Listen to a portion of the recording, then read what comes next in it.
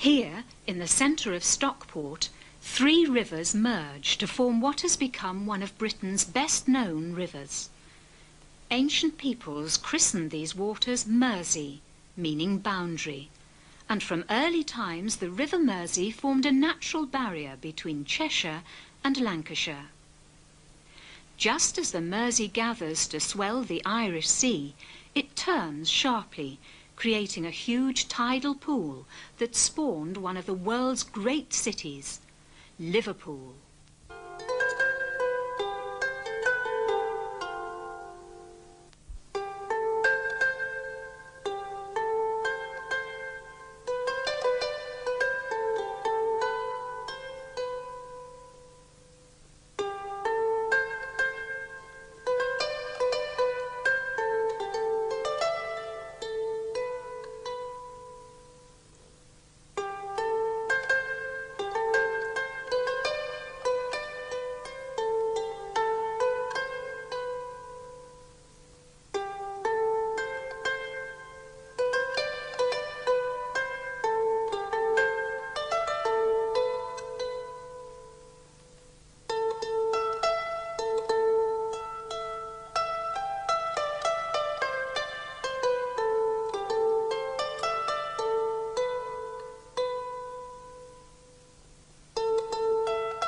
From a time in prehistory, the pool of the Mersey estuary supported a tiny hamlet of fishermen that was the forerunner of modern Liverpool. That early community was clustered around a bridge at the town's end, near to the site of the Picton Library, Museum and Art Gallery complex. This is the oldest part of Liverpool.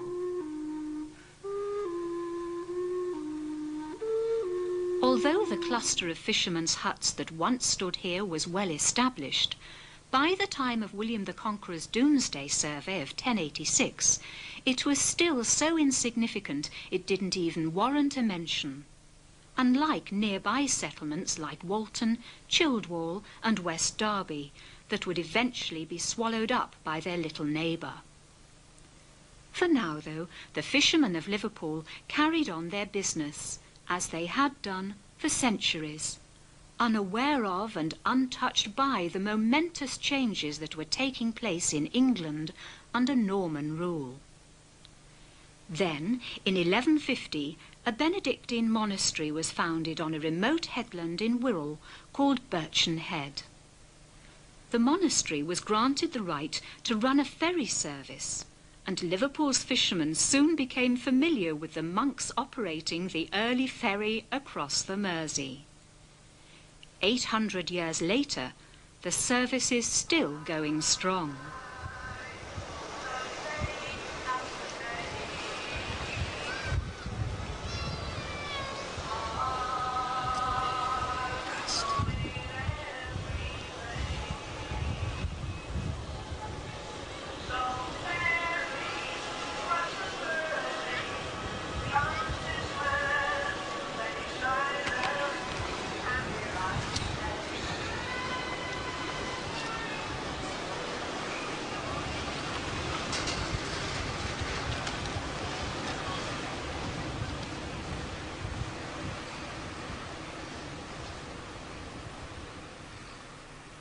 In 1207, King John finally put the name Liverpool on the map when he decided to develop it as a supply port for his forces trying to extend his Irish lands.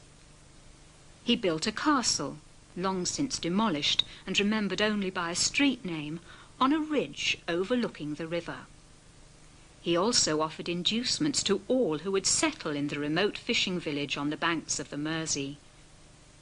The village began to expand, and gradually limited trade developed between Liverpool and Ireland, beginning the strong and inextricable bond between the two.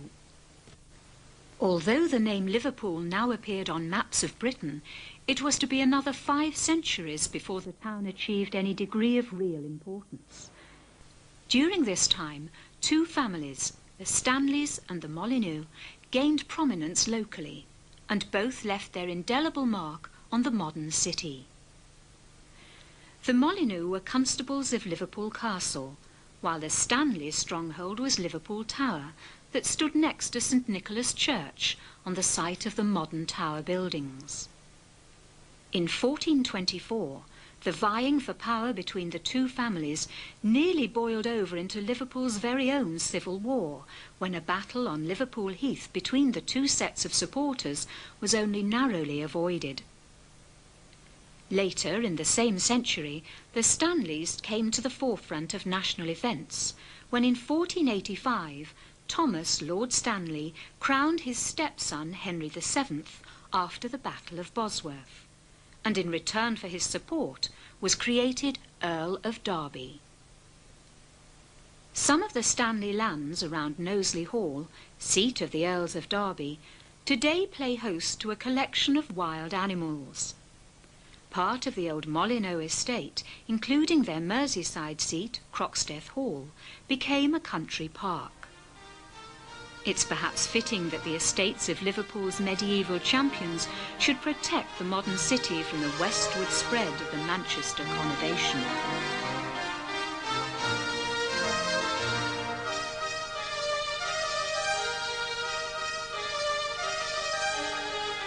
The Molyneux and Stanleys forgot their old differences when civil war broke out in England in 1642. James Stanley, Mayor of Liverpool and later 7th Earl of Derby, seized Liverpool for the king. Manchester had come down on the side of Parliament, and in September 1642, Stanley, aided by Lord Molyneux, launched an attack on Liverpool's neighbour. They failed in their attempt to take Manchester for the king, and early in 1643, parliamentarian ships from Manchester appeared in the Mersey estuary for the return leg. After 2 days of fierce fighting, the Roundheads captured Dale Street and St Nicholas Church, mounting guns on its tower and forcing Liverpool to capitulate. John Moore, from a prominent local Puritan family that lived in the old hall that gave its name to Old Hall Street, was appointed military governor of the town, a post he held until June 1644, when Lord Derby persuaded Prince Rupert, nephew of Charles I, to halt his march north and retake Liverpool for the king. Rupert looked down on the little port from the heights of Everton and observed scornfully, "It's a mere crow's nest that a parcel of boys might take." This was to prove a serious miscalculation. As the overwhelmingly superior royalist troops mustered, women and children were evacuated from Liverpool, and its hopelessly outnumbered defence force awaited their fate. The tension was broken only when the royalists unleashed their might on the little town. Incredibly, against the odds, they were beaten back once and then again, losing lives at a rate they had never expected.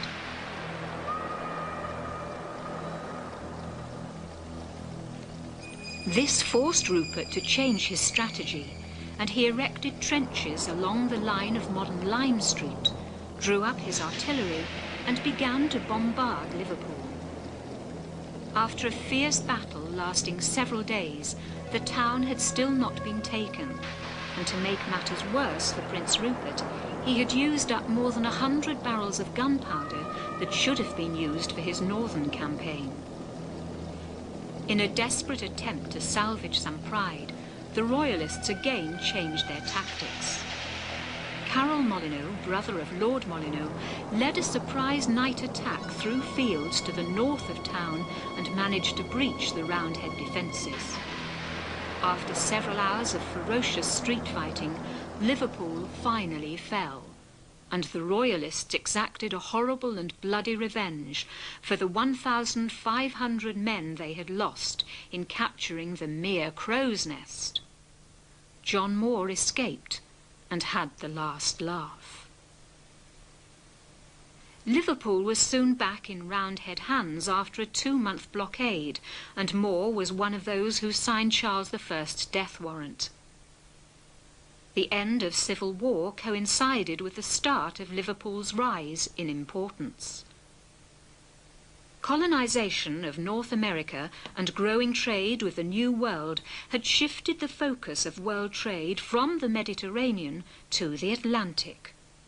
Ports like Liverpool and Bristol, instead of sitting on the edge of world civilization, now found themselves at its heart. And although Bristol was the main player in exploiting the new opportunities, by the start of the 18th century, ships were sailing from Liverpool in increasing numbers to the West Indies for sugar and to Virginia for tobacco and cotton. By now, many of those ships were armed to protect themselves against Spanish marauders, and when England and Spain went to war in 1739, Liverpool's mariners threw themselves into the highly profitable business of privateering. Armed ships set out to plunder Spanish vessels, and with just 10% of proceeds going to the Crown, the profits from a successful voyage could be huge. Liverpudlians soon thrilled at the exploits of men like Wallasey-born Captain Fortunatus Wright.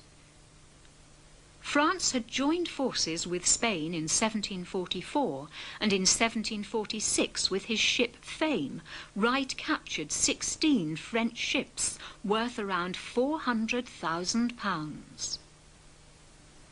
Of the many other 18th century privateers who made their fortunes, one of the luckiest has to be Peter Baker, who went on to become a mayor of Liverpool.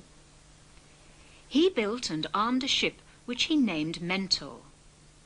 Unfortunately, when completed, the ship looked anything but seaworthy, and at the sight of it, Baker's financial backers pulled out, leaving him facing bankruptcy. In desperation, he mustered a crew as motley as his ship, and to the jeers of onlookers limped out of Liverpool dock in search of booty to pay off his debts. He soon came across a French ship, the Carnatic, that inexplicably gave up without a fight. Baker couldn't believe his luck when he found the Carnatic was stuffed with treasure, and just 3 weeks after he left, he sailed back to Liverpool, nearly £500,000 better off. He bought Mossley Hall on Mossley Hill, overlooking the Mersey. Local wags renamed it Carnatic Hall, and one of Liverpool's university's halls that now stands on the site retains the name that recalls Peter Baker's exploits. Yet another privateersman who made his mark on Liverpool was Tynesider William Hutchinson. Hutchinson had already made his fortune on the high seas when in 1759 he was appointed principal water bailiff and dockmaster, a post he held for nearly 40 years. Under his guidance, Liverpool would become one of the most important ports in the world.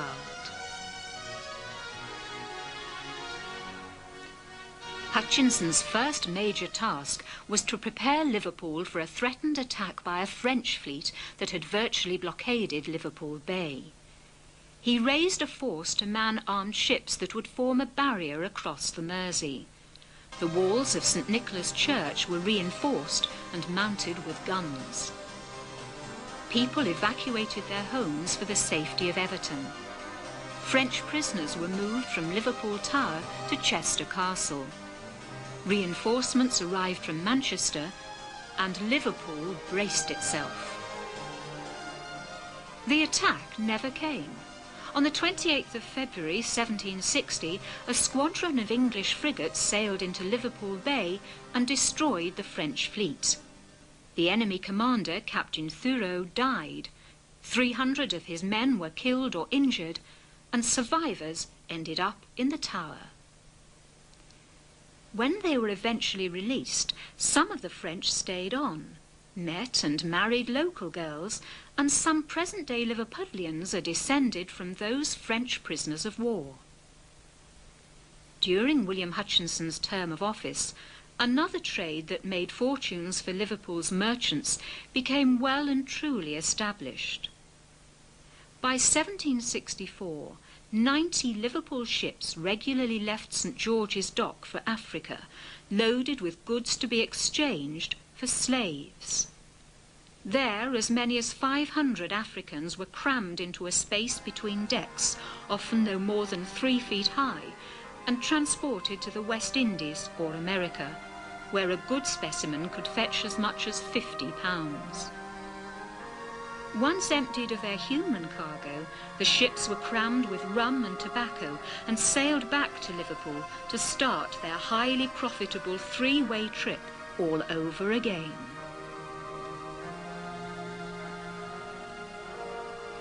Occasionally, slaves who couldn't fetch a decent price in the West Indies, usually children, found themselves for sale in Liverpool.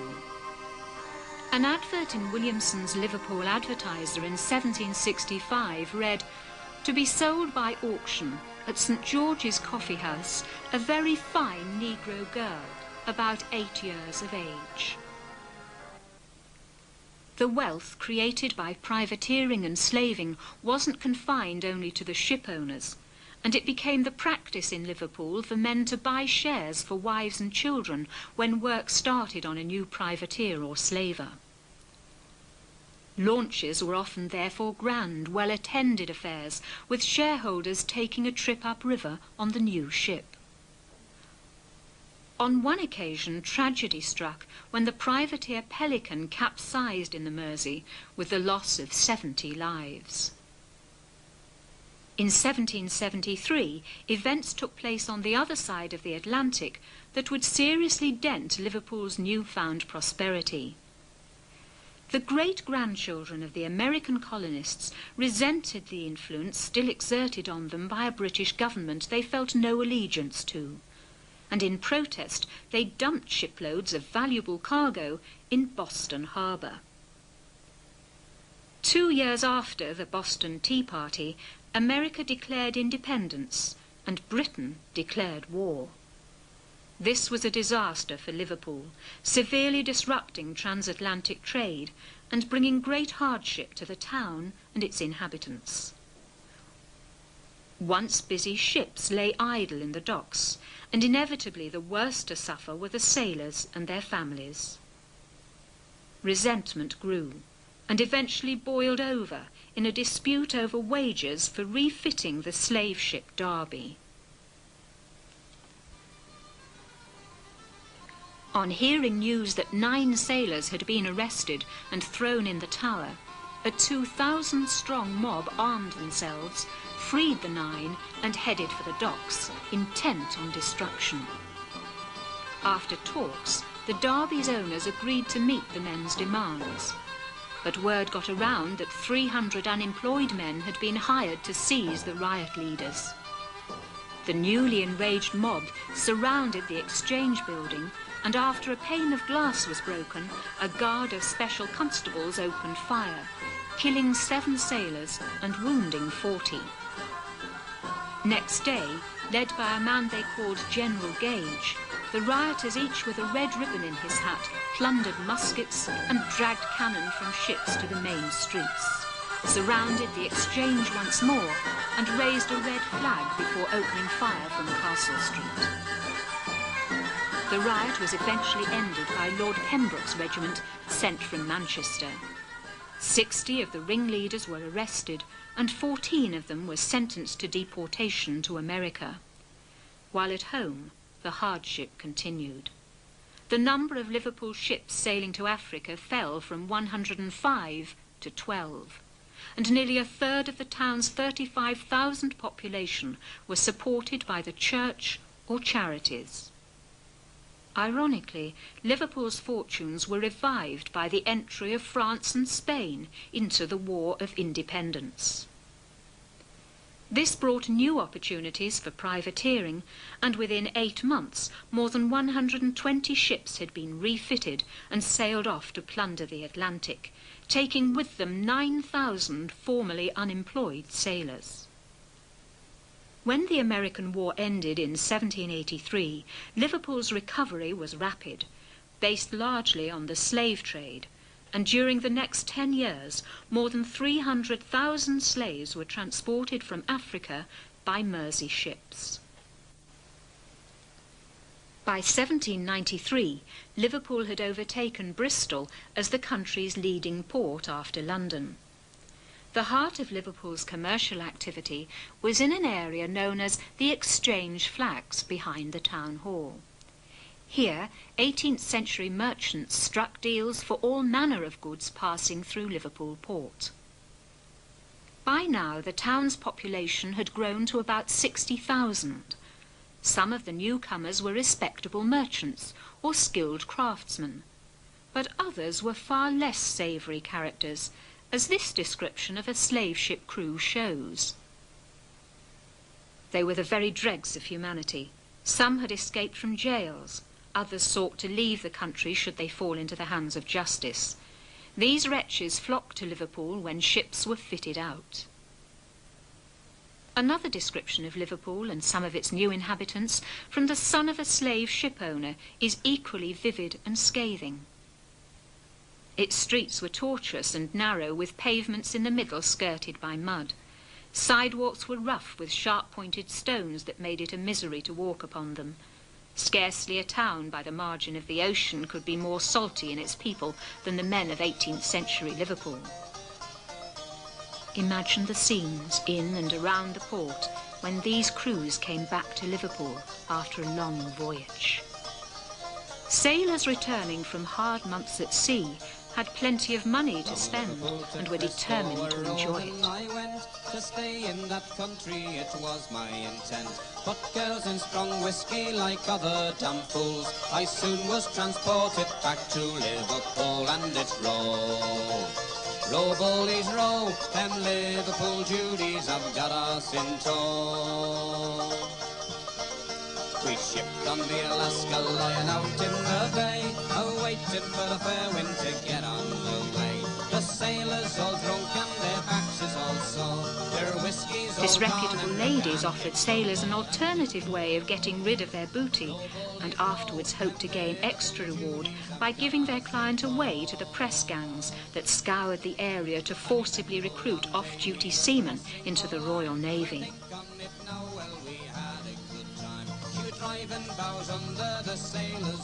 Despite the warning cries of hawks abroad whenever the hated press gangs appeared, many a drunken sailor found himself back at sea far sooner than he'd planned.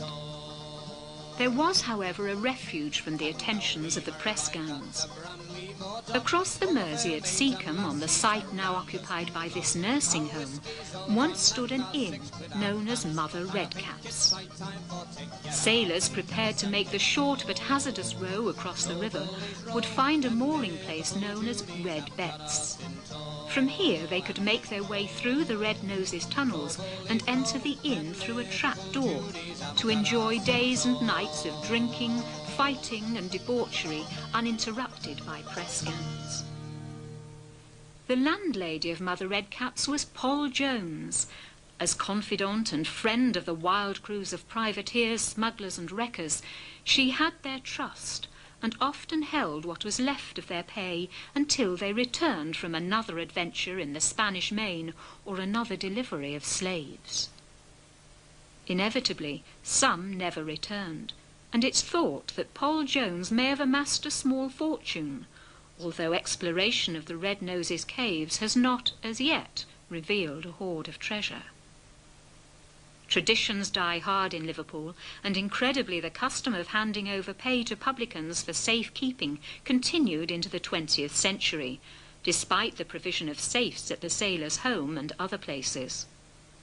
This confidence was rarely misplaced, and pubs like the Baltic Fleet in Wapping were far more than just watering holes to Liverpool's sailors.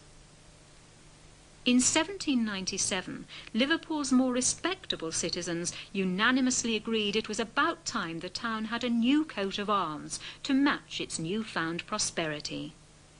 A coat of arms that reflected Liverpool's history, harking back to the town's first charter granted by King John in 1207. They remembered that his symbol was a bird of some sort. But what kind of bird?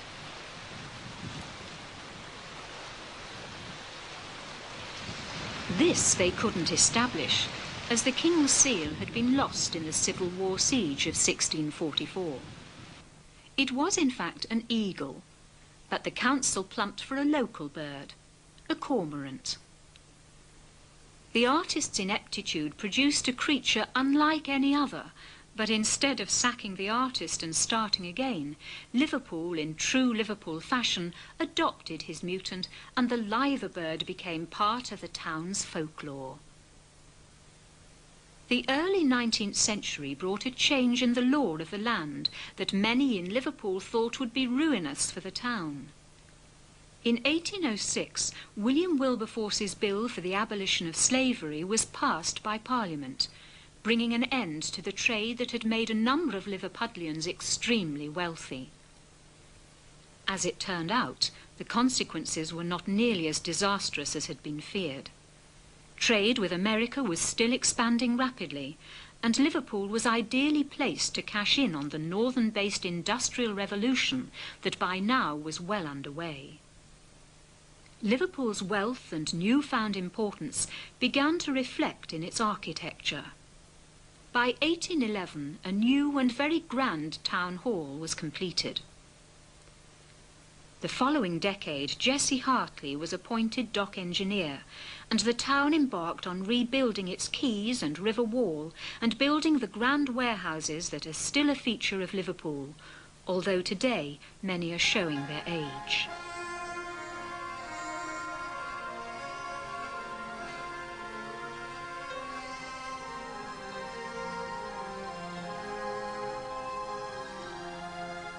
In 1821, a group of Liverpool and Manchester merchants met to discuss how the town's overland transport system might be improved. They decided to commission George Stephenson, the railway pioneer, to build a line from Manchester to Liverpool, and great excitement gripped the town on the day of the official opening of the world's first passenger railway. George Stephenson himself drove the inaugural steam locomotive, the Northumbrian, that was packed with dignitaries, including the Duke of Wellington. Among the party waiting to greet the distinguished guests aboard the Northumbrian was Liverpool MP William Huskisson. As the train approached Edge Hill, Huskisson got so excited he slipped off the platform and was run over by Stephenson's rocket coming the other way, to become the first man killed by a train. Another first for Liverpool, and a grisly welcome for the Duke of Wellington. Despite this rather unfortunate event, Liverpool's first railway proved extremely successful, and by the mid-19th century, half of all Britain's imports came through Liverpool, and the town continued to thrive. In 1838, the town's wealth, work started on what has been described as the greatest Greco-Roman building in Europe. St George's Hall was designed by Henry Lonsdale Elmes, and the splendour and sheer magnitude of the structure with its towering Gothic columns bear testament more than any words to the great wealth of Victorian Liverpool's merchant princes.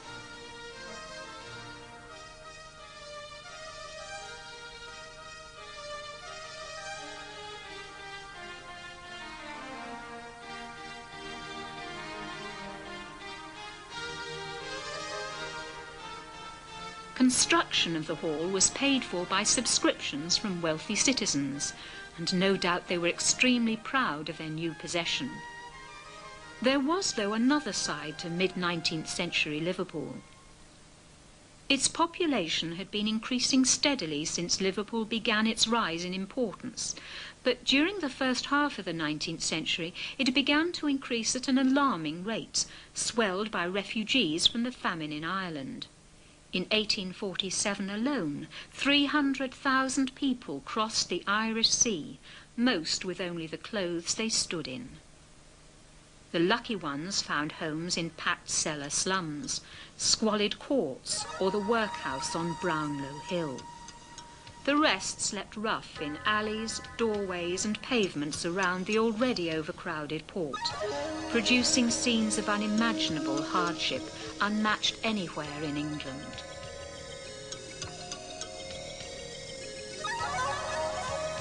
One report tells of 23,000 young children running wild in the dockland, scavenging just to stay alive. many didn't, and 1 in 2 children in Liverpool died before the age of 11.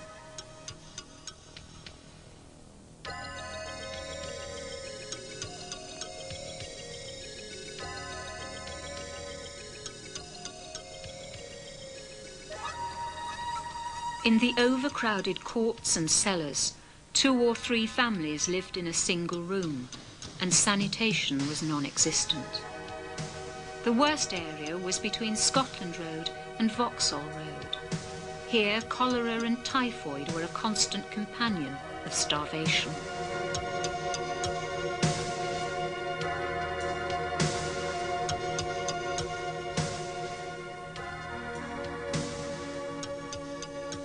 Although other large towns and cities in Britain had problems caused by the massive shift of the population from country to town, nowhere were those problems more acute than in Liverpool.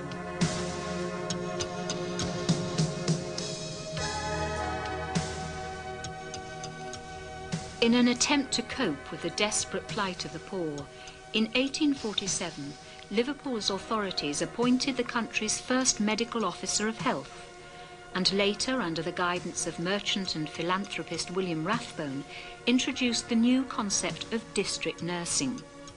Then, in the 1860s, the corporation pioneered a municipal housing scheme. All valiant efforts, but in reality, all they could hope to do was scratch the surface. And in 1855, the army were called in to quell hunger riots in the town's poorest areas.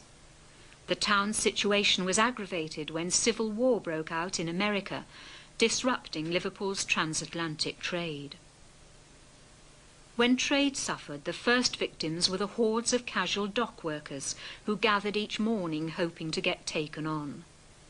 No ships meant no work, and for those caught up in this hand-to-mouth way of life, the situation quickly became desperate.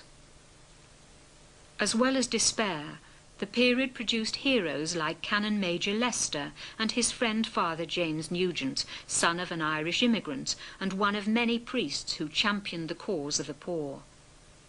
10 of them died from contracting poor diseases and were known as the Liverpool Martyrs.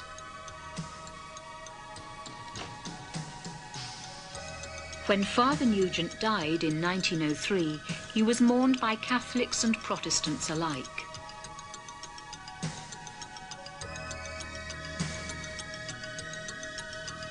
Against this backdrop of abject poverty, the corporation was struggling to combat.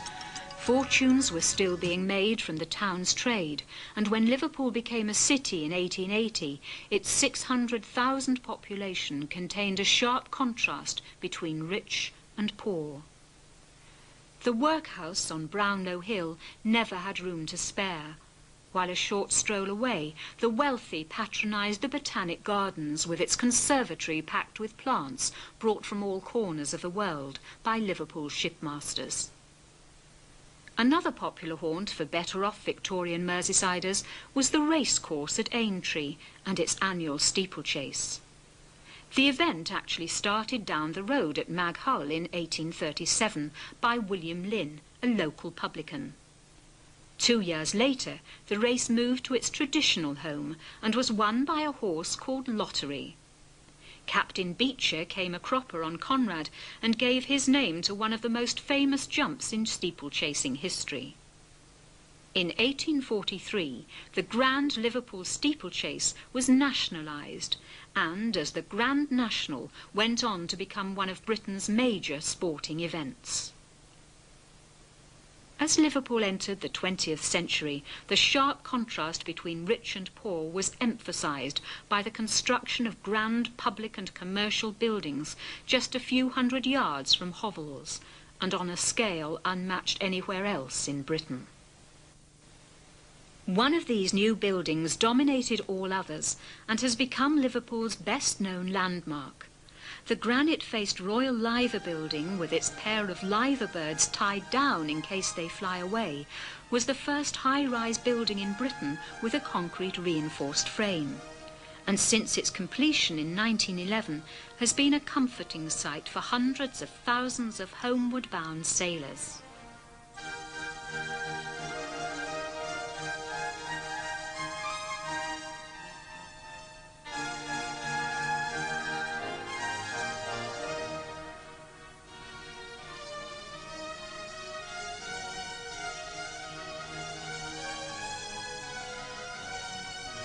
The first decade of the 20th century also saw the emergence of a new era in Mersey shipping.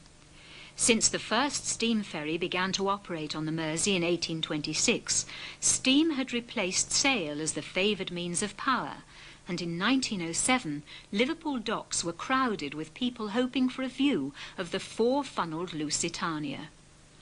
On her maiden voyage she crossed to New York in a record time of 4 days, 19 hours and 52 minutes, confirming a new era of luxury transatlantic travel provided by the Regal Cunard and White Star liners.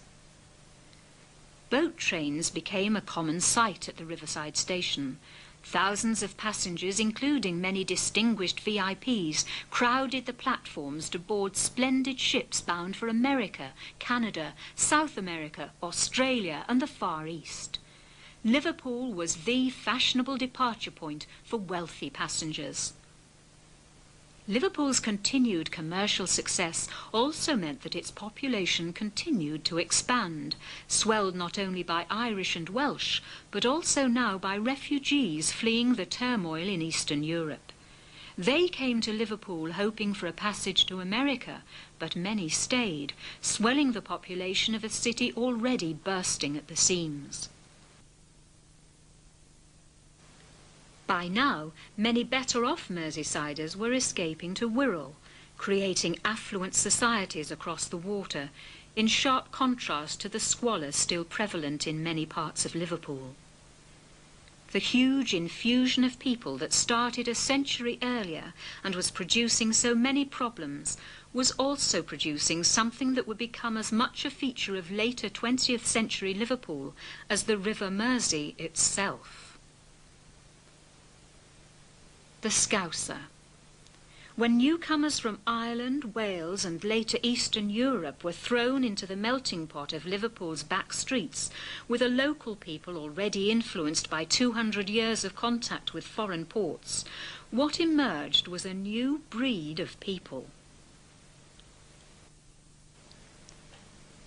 Tough, sharp-witted, exuberant, with a sense of humour and a spirit that can only come from adversity, even their name stems from hardship. Lobscouse was a dish made from mutton, potatoes and onions, popular with Scandinavian sailors. Poor 19th century Liverpool housewives couldn't afford the mutton, and the potato and onion gruel called blind scouse was often the only thing between working-class Liverpudlians and starvation. The people who grew up on blind scousers, also developed a new language. When Irish and Welsh accents got hold of the native Lancashire burr, the result was a distinct and totally unique dialect.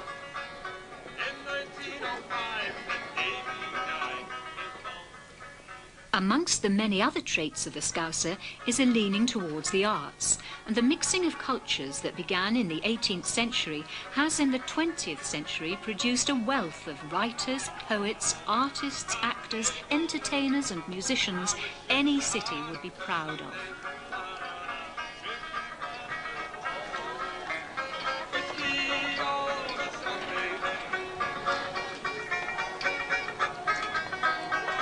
Of course, the new immigrants to Liverpool had no idea their grandchildren would produce the artists of the future.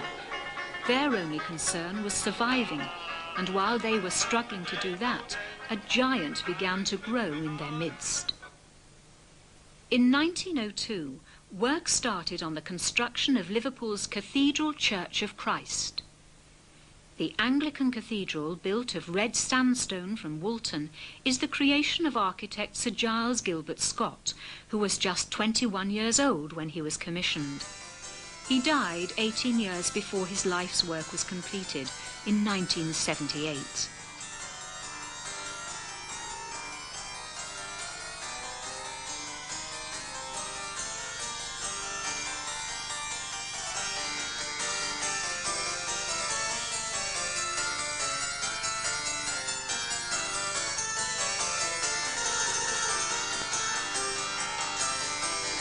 The cathedral cemetery was created from an old quarry that provided material for many of Liverpool's 18th century buildings. and later an illicit playground for kids from Toxteth. Today it's fenced off to protect the graves of its 60,000 occupiers, including numerous sea captains and a monument to the unfortunate MP William Huskisson. 12 years after the foundations of the cathedral were laid, Europe plunged into war, and Liverpool was horrified at news that the Lusitania had been sunk. Anti-German rioting followed, and shops with German-sounding names were looted. Despite the hostilities, World War I brought a period of relative prosperity to most people in Liverpool, with the docks full and the shipyards across the Mersey at Birkenhead always busy. The end of the war, though, was to signal the return of poverty, and the August bank holiday of 1919 brought the worst riots since the sailors took up arms in 1775. The events were sparked off by a strike for higher pay by 930 Liverpool policemen, and gathered pace when they were joined by a large number of the city's unemployed. Mobs looted shops in Scotland Road and around Lime Street Station, with the remaining on-duty police unable to contain them. The Navy and Army were called up, and HMS Valiant, with 2 destroyers, sailed into the Mersey estuary, while troops were quartered in St George's Hall and tanks assembled outside ready for action. This show of force deterred most of the rioters, and peace was restored, although the poverty that was at the root of the trouble continued through the 1920s depression, and by 1930 1 man in 4 was out of work. The situation was partly relieved when it was decided to dig a tunnel under the Mersey to provide quick and easy access from Liverpool to Wirral. Construction of the Mersey Tunnel brought many much-needed jobs.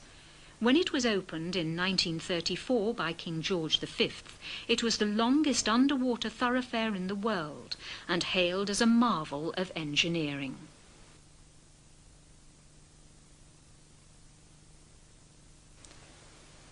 The year before the tunnel opened, work had started on a second cathedral for Liverpool, this one to serve the city's large Catholic community, and built, ironically, or maybe appropriately, on the site of the old Brownlow Hill workhouse that was once home to so many Irish immigrants. The outbreak of World War II slowed things down, and by 1941 only the crypt was finished. A steep rise in cost rendered the original design impossible, and the cathedral was eventually completed to a new plan in 1967. Sharp-witted Scousers immediately christened the new building affectionately Paddy's Wigwam. The Second World War that had interrupted construction of the Catholic cathedral was to prove a major test of Liverpool's endurance as death and destruction came to its streets. Liverpool was the terminus of Britain's lifeline with America, and as such was the most important port in the country. Its strategic value was not lost on the German Luftwaffe, and after a series of minor incidents, the first major blitz came in November 1940. In May 1941, 800 German bombers pounded the city for 8 successive nights, intent on destroying Liverpool.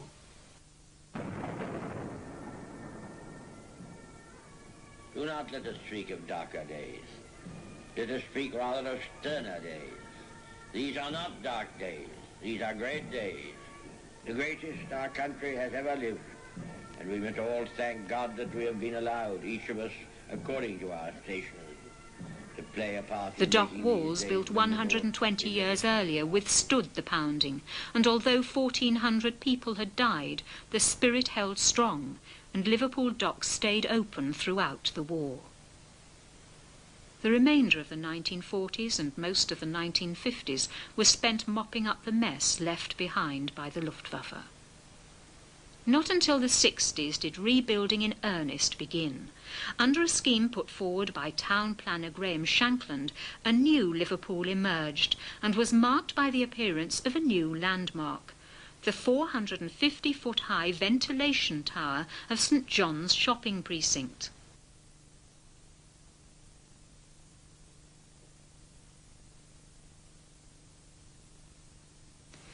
Towers of a different kind that would become a feature of 20th century Liverpool also grew up in the 60s. The slum clearance programme, started by Hitler and continued by the corporation, saw the growth of out-of-town estates marked by the tower blocks or Mersey mountains that in later decades have attracted nearly as much criticism as the slums they replaced. Yet more towers grew on Merseyside in the 1960s, this time across the river at Tranmere, where the oil terminus was built, accompanied by the giant Elmsmere Port Fuel Storage Depot. By the early 70s, Mersey was Britain's third largest oil port. Another growth industry of the 60s and 70s came from an entirely different source, in the shape of four likely lads from Liverpool who called themselves the Beatles. Before long, the music and the dialect that grew up in the back streets of Liverpool had a worldwide audience, and the Beatles became as synonymous with 20th century Liverpool as slaving and privateering had been in previous centuries.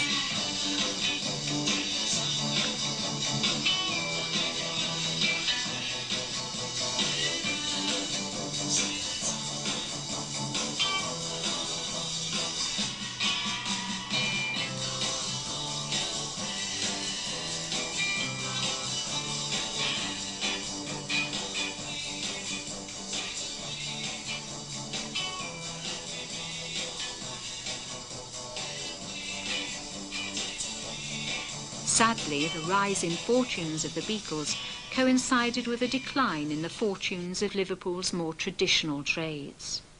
Transatlantic passengers were now turning in increasing numbers to the faster option of air flights, leaving Liverpool's luxury ocean-going liners and the thousands who worked on them redundant. In 1970, the Mersey Docks and Harbour Board that had controlled the region's trade since the mid-19th century went bankrupt. Almost at the same time, the camel-led shipyards in Birkenhead that built Polaris submarines and the aircraft carrier Ark Royal lost their government contract. This disastrous sequence of events left a huge hole in Liverpool's economy, and although the construction of a second Mersey tunnel provided some much-needed jobs short-term, it was obvious that the city's immediate future would be tough indeed. Docks that once played host to ships from all corners of the globe now received only occasional visitors. The same was true of grand hotels like the Adelphi that had flourished during Liverpool's heyday as the prestige departure and arrival point for America. Empty hotel room windows looked over once grand and majestic warehouses that were a symbol of 19th century affluence, but now lay empty and derelict, a symbol of 20th century decay. Liverpool, though, wasn't about to lie down and die, and began to face up to the challenge of forging a new future. Gradually, its docks regained some of their lost trade. In the 1980s, the Adelphi was restored to its former glory by the Britannia Group, and down by the river, old decaying docks and warehouses were transformed and given a whole new lease of life.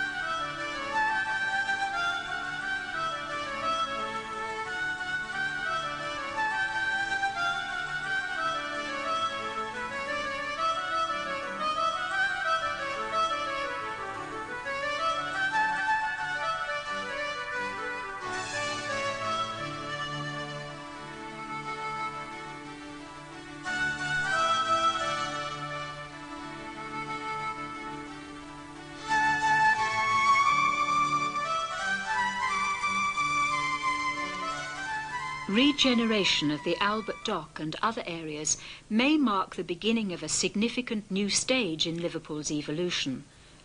But while the city's metamorphosis continues, there is one thing that's remained constant throughout its history: the river that is the very reason for its existence. Generations of Liverpudlians since time immemorial have grown up with the constant and reassuring presence of the Mersey, Liverpool's lifelong and loyal companion. This stone on the Mersey in the early morning sun. Dark night has ended, another day begun. There's a time for loving and a time for sorrow too, and a time, my love, for leaving you.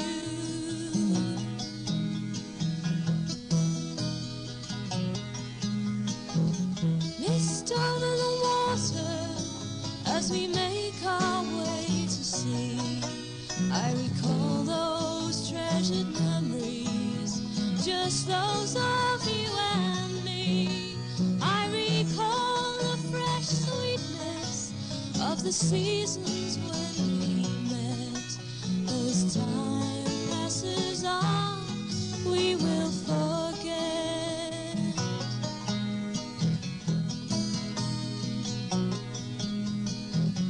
Mist over the water, and oh, I never said. It grieved me more than I could say to find our love was dead. Without a word